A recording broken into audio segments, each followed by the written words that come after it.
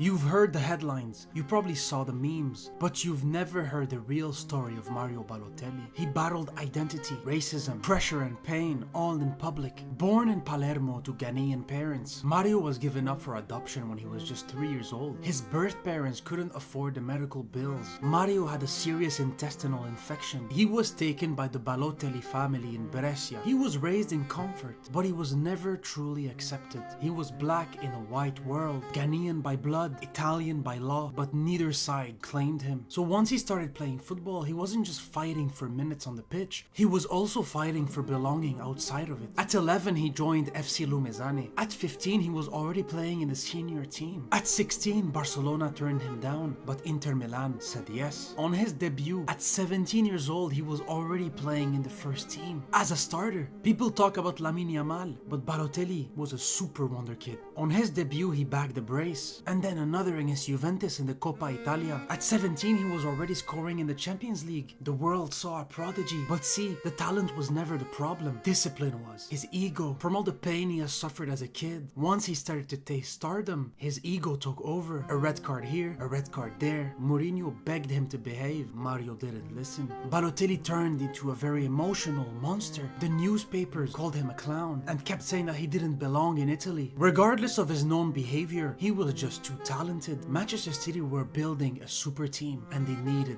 the wonder kid. He joined City, scores screamers, he set off fireworks in his bathroom, played Angry Birds on the bench, and yet he still delivered. A hat-trick against Aston Villa, and then his iconic celebration, the Why Always Me shirt. And then came the most iconic Premier League goal in history, Mario Balotelli's assist to Kun Agüero, the first ever Premier League trophy to Manchester City. Mario is officially part of history. But 2012 was his peak. In the Euros, he destroyed Germany with 2 amazing goals. Removes his jersey, stands topless like a king looking at the crowd. But that wasn't arrogance. That was years of pain, the racism, the monkey chants. And for a brief moment, his skin color didn't matter anymore. He was just Rome's gladiator. But unfortunately, football is cruel. After every high comes the lowest of the lows. Every time he stood on the pitch, he played 2 games. The one with the ball and the one with the world. But he kept moving back to Milan, to Marseille, Brescia, Monza. He went to Turkey and scored one of the most beautiful Rabonas. Now he's back in Italy just waiting for retirement. Mario was Italy's first black superstar and they didn't know how to handle that. Mario Balotelli might be remembered for the crazy character, but the streets will never forget what a baller he really was.